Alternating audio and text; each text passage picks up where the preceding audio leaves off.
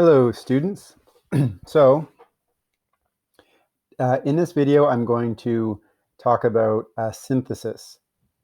I wish I had better examples, but I think I have a decent example that should clarify what I expect of you.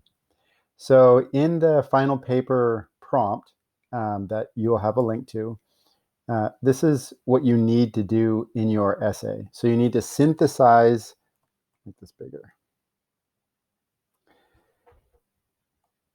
Synthesize your research on the problem or blind spot that you're going to be discussing.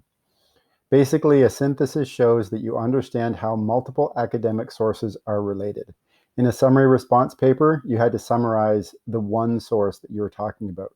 A synthesis is really a summary of multiple sources showing connections between them. You do not have to include all of your sources in the synthesis. The example that I show you actually only includes 2. I wish it included at least 3. You should include at least 3 of your overall sources. If you include more, that's fine. But I just want to say that you don't have to include all of them in your thesis, just the most important ones, and at least 3. So here is what a synthesis basically does. So as I said, a synthesis shows the connections between multiple academic sources. So you have access to this document too. A main point in 1, 2, or 3 or 4 of these sources, it has to be at least 2, was that X. So you're looking at a blind spot in Sac City. So you would say a main point in 2 of these sources found that food in the cafeteria is a problem at colleges, for example, right? And then you would say what 1, 2, or 3 of these sources said about bad food in college cafeterias. What they say that's similar. And then the second part of the thesis is to see some differences within the sources that you have. So all of the sources are research that you did on one topic, but they talk about the topic a little bit differently. And this part of the synthesis is important because it shows that as a reader, you're able to see similarities in the readings as well as differences. So now let's look at one particular example. So this is a model academic annotated bibliography that I gave you before.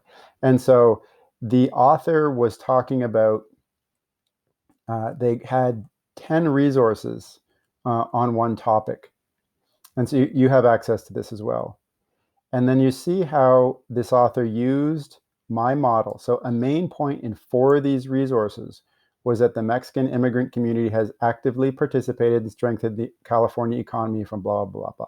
So this is a main point in 4 of them. So actually they do talk about more than 2. But the examples they give are only from 2. One article says it this way, and this is a paraphrase. A book says it this way.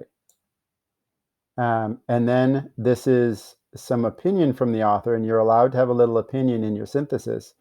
And then, however, there is a main point in the journal, blah, blah, blah.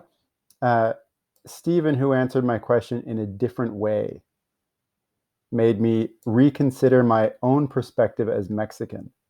So this shows similarities within the research that the author did, and this shows differences. It's not on the same topic, but it is a good example of a synthesis. This synthesis, like I say at the top, is long. Yours could be, and should be much shorter, because you're in your essay, then you will talk even more about certain points of your that you bring up in your synthesis. So I hope this made it a little bit more clear. I'm not sure if it actually did, but that's how you're going from the question of you have to do a synthesis, seeing a model, this very general model of a synthesis, and then this example, connecting it with actual academic readings.